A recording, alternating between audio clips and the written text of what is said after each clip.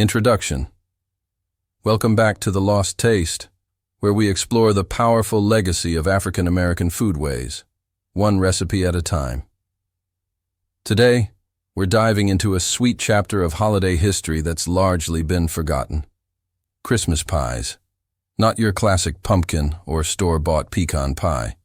These are 15 unique, resourceful, and delicious African American pies that once crowned Christmas tables, but have since vanished from most kitchens. With every flaky crust and sticky filling, these pies tell a story of ingenuity, survival, celebration, and the spirit of making something from nothing. We'll explore each pie's origins, why it mattered, and what led to its decline. These aren't just recipes, they're cultural time capsules. If any of these bring back memories, or if you want to revive them in your kitchen, drop a comment, like this video, and subscribe to The Lost Taste. Let's bring back the pie that time forgot. Tippin. Pie. Sweet potato pone pie. Unlike a smooth sweet potato pie, tippin pie was dense and rustic. Made from grated sweet potatoes, molasses, and warm spices like nutmeg and cinnamon, the filling was sticky, dark, and more pudding-like than custard. It was often baked in a pie crust to hold its rich weight. This was the pie that stuck to your ribs and lingered on your tongue. But its rougher texture and long baking time made it a relic of the past. White potato custard pie. You'd never guess this creamy custard was made from leftover mashed white potatoes, mixed with eggs, milk, sugar, and nutmeg. It was light, silky, and frugal. White potato pies were a genius way to stretch ingredients and avoid waste. Yet, as sweet potatoes took over the spotlight, white potato pie became a quiet footnote. Mock apple pie, Ritz cracker pie.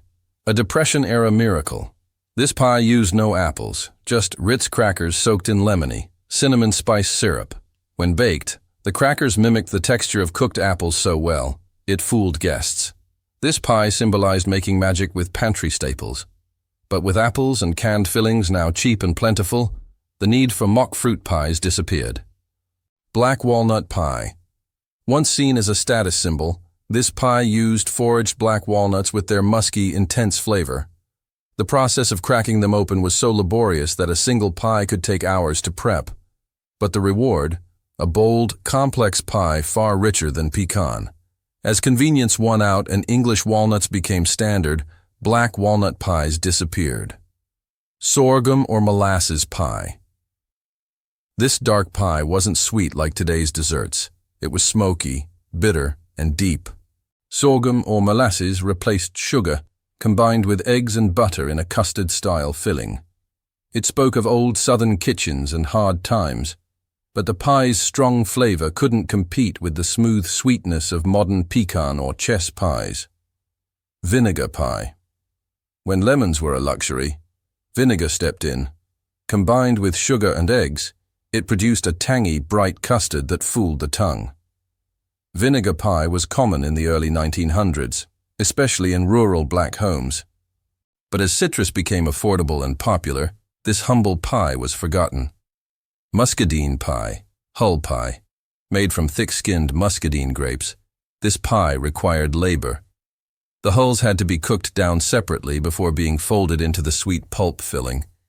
It had a chewy, jammy texture with intense grape flavor. While delicious, it was too much work for today's busy cooks and disappeared outside a few southern communities. Simple raisin pie. This was the pantry pie, always ready because raisins were shelf-stable. Simmered with sugar, spices, and lemon zest, the raisins transformed into a gooey, flavorful filling. A common dessert for holidays and funerals, it was inexpensive and comforting. Yet its association with hardship meant it fell out of favor when fresh or frozen fruits became accessible. Mincemeat pie, with real meat. Modern mincemeat is just fruit, but the original African-American version kept the meat. Beef or venison was finely minced, mixed with dried fruit, spices, sugar, and brandy, and stored for months. The result was a sweet, savory pie, packed with depth. As palates changed and convenience reigned, this labor-intensive pie all but vanished. Persimmon pie, wild persimmons were gathered in late fall. The fruit was soft, sweet, and sticky, but separating the pulp from the seeds was a chore. When baked into a pie, it had a rich, deep, date-like flavor, especially when paired with a rustic cornmeal crust.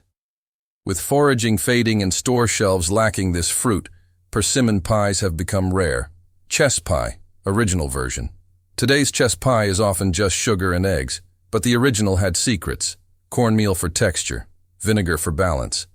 These pantry ingredients gave the pie a rustic depth that modern versions lack.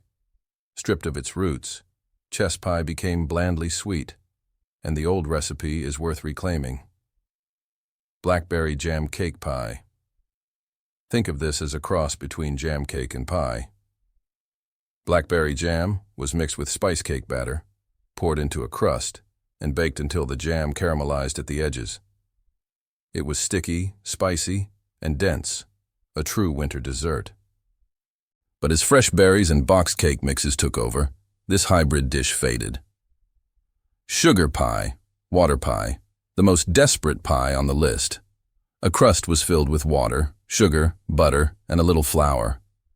Somehow, it baked into a gooey, sweet, caramel-like dessert. Invented during hard times, it was made when nothing else was available. When ingredients became abundant, water pie was abandoned. Jelly pie. A jar of grape or blackberry jelly poured into a crust and baked. Sometimes butter was stirred in, but that was it.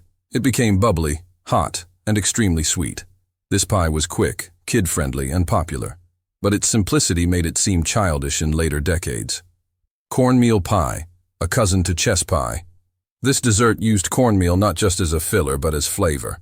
Combined with butter, sugar, eggs, and sometimes vanilla, it made a golden rustic pie with a pleasant grit. But as smoother custards gained popularity, the humble cornmeal pie was forgotten. Conclusion. Each of these pies tells a story, not just of flavors and ingredients, but of survival, innovation, and pride. From foraged fruit to clever mock recipes, African-American families turned even the most limited pantry into a feast. These pies deserve more than nostalgia. They deserve a place on our tables again. Which one do you want to try this Christmas? Let us know in the comments. Don't forget to like, subscribe, and share this episode of The Lost Taste. And as always, remember, this content is educational and not a substitute for medical or dietary advice. Join us next time as we keep rediscovering the food history that built our kitchens and communities.